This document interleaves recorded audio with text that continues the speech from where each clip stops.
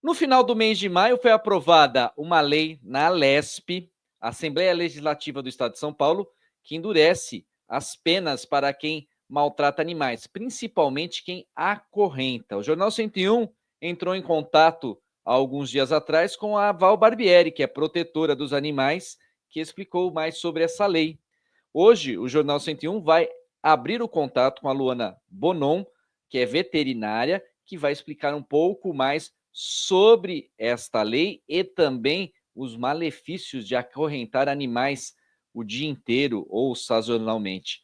Luana, eu quero agradecer aqui a sua presença aqui no Jornal 101, muito obrigado. Eu queria que você começasse falando quais são esses malefícios que causam, principalmente em cachorros, são cachorros que são mais acorrentados até do que gatos. Quais são os malefícios que causam nos animais esse acorrentamento? Então, em Jaboticabal, a gente ainda tem bastante essa cultura de se acorrentar animais. E esse acorrentamento ele pode acontecer de duas formas. Ou de uma forma permanente, que o animal é acorrentado 24 horas por dia, e isso é muito mais prejudicial, ou de uma forma temporária, que permanece acorrentado em alguns períodos do tempo por alguns motivos, ou para segurança, ou para limpeza do local. O que isso pode causar no animal, além de um grande sofrimento físico, porque muitas vezes se usa aqueles enforcadores, acaba não estando tão frouxo, até porque senão o animal consegue escapar. Isso pode gerar uma lesão, né, no pescoço do animal, até pelo atrito com a corrente, além dos danos psicológicos no animal. Porque como o animal permanece todo o tempo ali acorrentado, ele vai ter um estresse muito grande, ele pode desenvolver uma ansiedade, e ele não vai conseguir, principalmente, fazer os comportamentos naturais dele como cachorro. E isso causa um grande prejuízo. Além de que, né, como seres humanos, quando fica muito tempo acamado, às vezes com uma restrição de movimentação, os seres humanos têm atrofia muscular. Os cachorros é da mesma forma. Se eles ficarem longos períodos acorrentados, sem conseguir se locomover, sem conseguir praticar as atividades dele, pode ter essa atrofia muscular e também problemas articulares associados. Agora vamos falar da lei que foi aprovada, né? A lei ainda não foi sancionada pelo governador Tarcísio de Freitas. O quanto que ela vai ser benéfica para esses animais? Eu acredito que é uma lei que tem sim que ser sancionada. Ela foi feita dia 27 de maio, né, de 2025 desse ano, aqui no estado de São Paulo, que é a PL 139 de 2024. Como o acorrentamento é uma situação de maus tratos, essa lei vem para tentar proteger os nossos animais e evitar, né, que eles estejam nessas situações. Como eu falei, ele pode causar diversos problemas no animal, e com essa lei, a gente vai ter uma multa prevista de até R$ 3.700 para os animais que forem autuados em situação de maus tratos, em situação de acorrentamento permanente. E essa multa pode ficar até 10 vezes maior em casos de recidiva. Então, se foi numa casa, foi autuado, viu que o animal estava acorrentado, aplicou a multa. Se voltar por qualquer motivo que seja, por denúncia ou até por rotina, essa multa pode se tornar 10 vezes maior. Então é um grande avanço, acredito que é muito importante, né, que ela seja aprovada para o nosso bem-estar animal.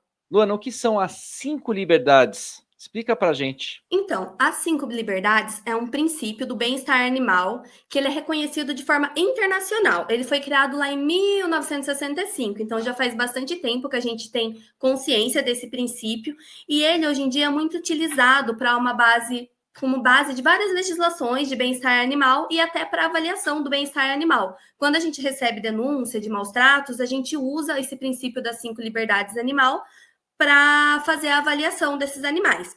E o que são essas liberdades, né? Como eu falei, são 5. A primeira delas é a liberdade de fome e sede, ou seja, o animal ele tem que ter acesso à água limpa, à comida adequada, que vá garantir a nutrição dele. O que no acorrentamento muitas vezes não acontece, né? Porque se o animal tiver com total restrição de liberdade, ele não vai conseguir ter acesso à alimentação e à comida dependendo do local que ela esteja.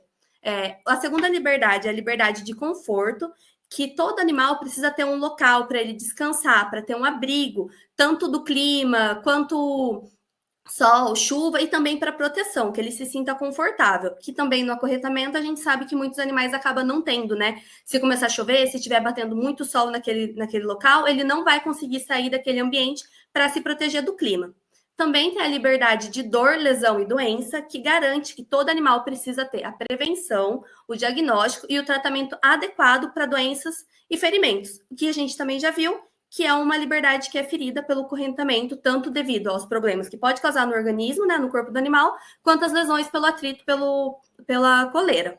A quarta liberdade é a liberdade de expressar seus comportamentos naturais.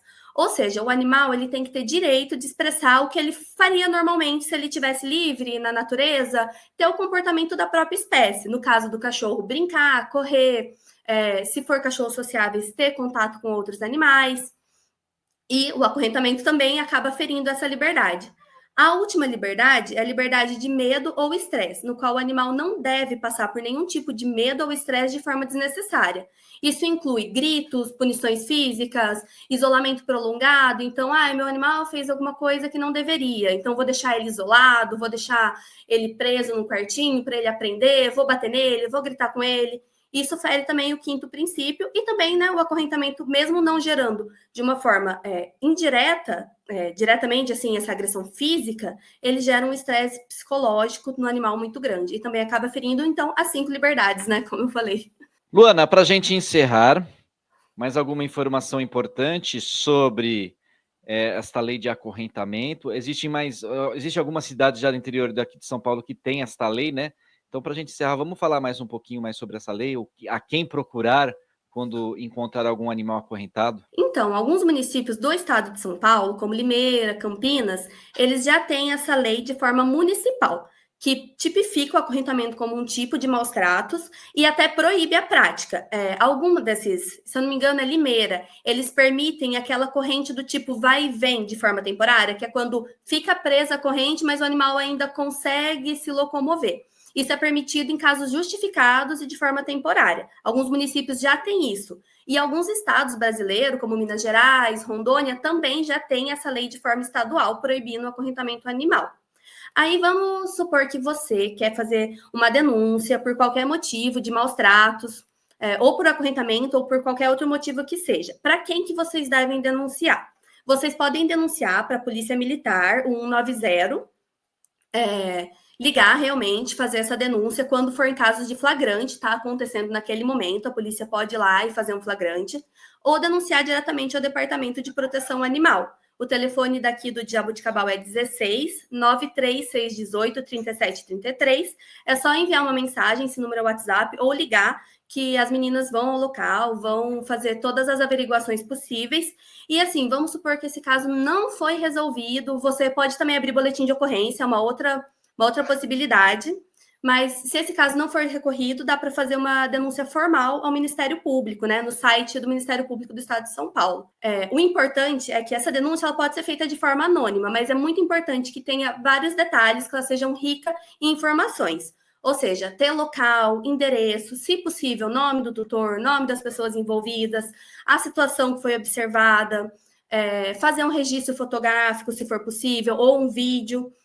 Se não for, também ter testemunhas que estejam vendo também aquela situação e que possam testemunhar e realmente confirmar o que estava acontecendo. O Jornal 101 esteve em contato com a Luana Bonon, veterinária da Faculdade de Ciências Agrárias e Veterinárias de Jaboticabal, Unesp, que comentou sobre a nova lei que foi aprovada recentemente, agora no final do mês de maio, na ALESP, Assembleia Legislativa do Estado de São Paulo, que proíbe o acorrentamento de animais. Diego Quintano, para o Jornal 101.